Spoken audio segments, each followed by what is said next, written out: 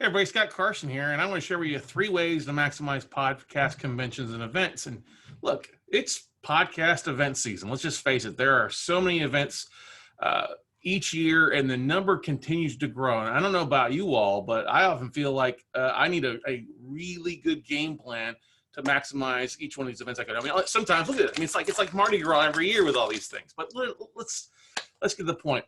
When you add up the cost of the ticket, the travel, hotel bills, airfare, food away from things, I mean, it's quite a bit, and you want to maximize the return on your investment. I mean, let's face it, sometimes people are paying more than their mortgage to attend an event, or more than rent, depends what it is. So I kind of put together a 3-step kind of approach that I implement to make sure that I get the biggest bang for buck from each event that I attend. Now, the first one is I always pre-plan my schedule. This is important because I'm a big believer that the best relationships, tips, and tools come from making sure that I show up and to the entire event, okay?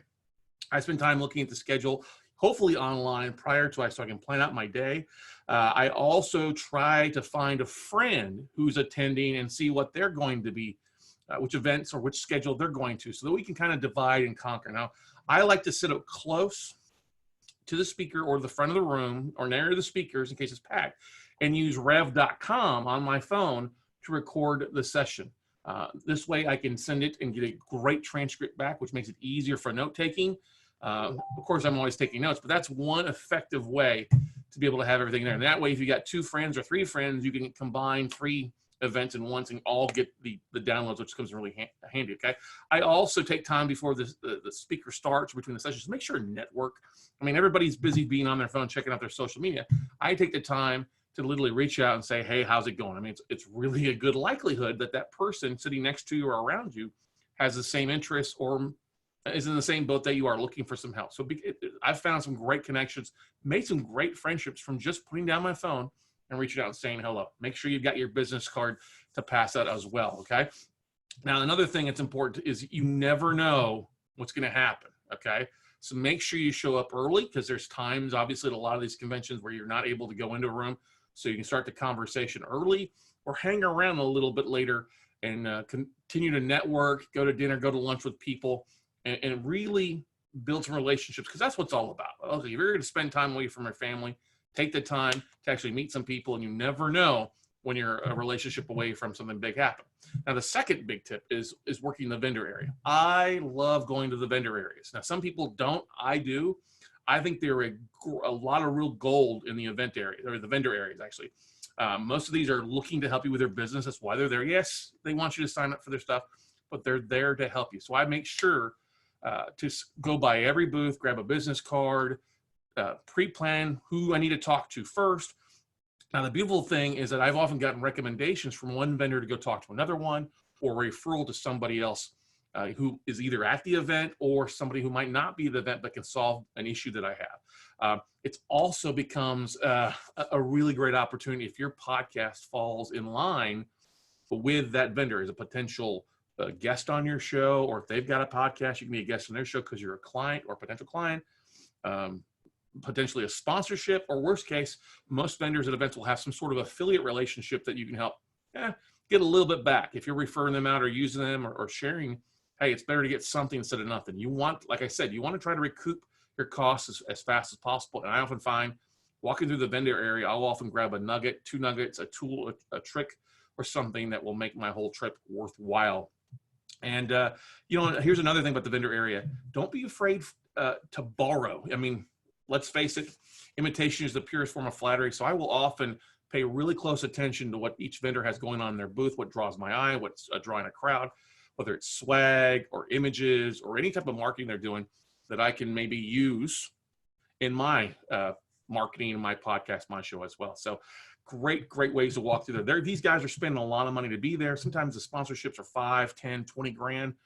Oftentimes they're there really to help out more than anything else. So make sure you show and spend a lot of time and pre-plan that into your schedule to spend time with the vendor area too as well. And oftentimes they may have even special discounts that are just for that event that you may not be able to get anywhere else, because you're attending the event, you get a special discount. Sometimes you can get that. Sometimes you can get really awesome deal, especially as the show goes on and you're talking with people. Sometimes they'll change their specials throughout. And then of course there's swag and all that good stuff if you need some t-shirts or other things. So the third thing that I love doing, and the biggest tip, I think I see a lot of people screwing up on this, is not connecting with the speakers. Okay. This is probably the most important part of attending an event. If I'm going to spend 30 to 60 minutes in my seat listening to somebody, I'm going to try to follow them in a variety of reasons. Online, if they're providing their social handles, great, I'll look on there and connect with them. But I take it one step further, especially if I'm enjoying their content. I'll make sure and try to get a good photo of them speaking on stage.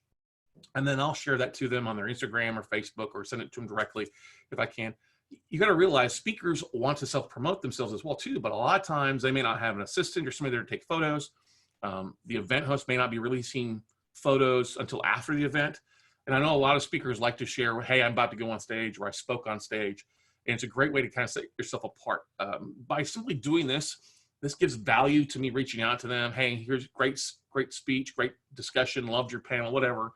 And then also try to have 1, 2, or 3 really big takeaways, not just the normal, hey, great speech. You know, well, what do you really like? That you were ended? No, I like this, or I thought about this, or I really like this. I'm going to use this in my business.